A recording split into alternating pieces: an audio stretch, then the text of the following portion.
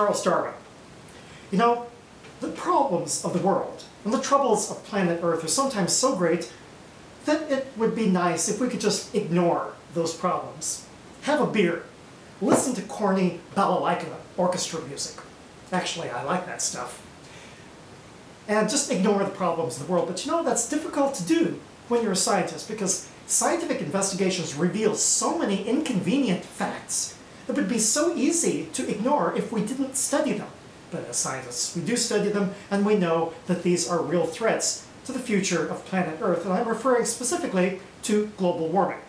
Now, you may have heard about the perils of global warming.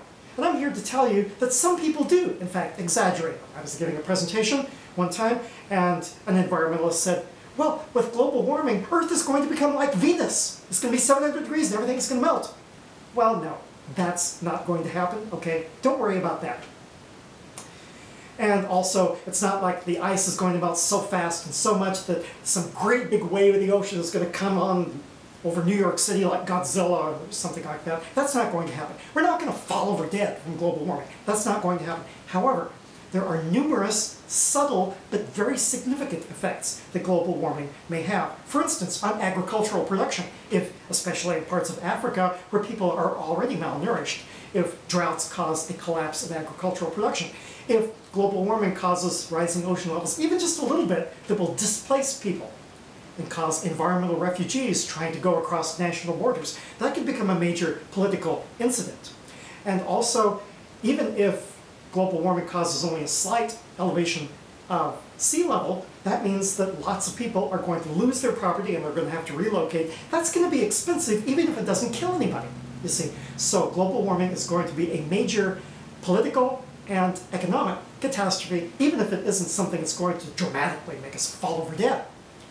It would be so easy to ignore those things because when you watch global warming happening, you don't see much. So it's so easy to ignore.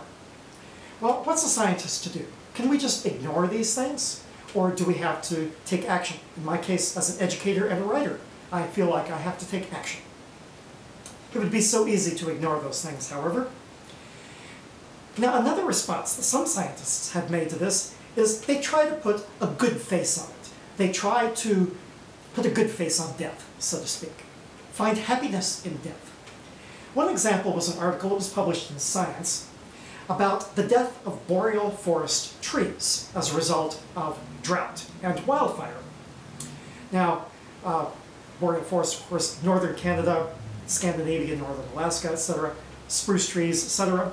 Now, those trees have evolved with an exposure to wildfires. However, the wildfires that have started occurring just in the last few years are more frequent and are stronger than any that they have evolved to be able to respond to. So as a result, we could see the collapse of boreal forest ecosystems. And so, isn't that something to get concerned about?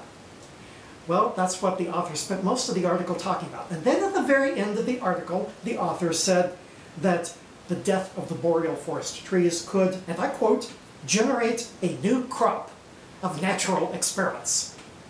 By which the author meant that haven't you always wanted to know what would happen if a boreal forest experienced prolonged droughts and strong wildfires? Wouldn't you want to know what would happen to the Earth if the boreal forests died? Doesn't everybody want to know that? Well, here's our chance to find out. And that, of course, is putting a smiley face on death. Science does that once in a while.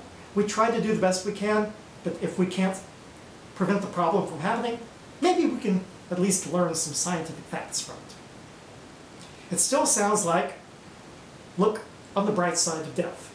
And with apologies to Monty Python, this is Charles Darwin, tally-ho and amen. Look on the bright side of death.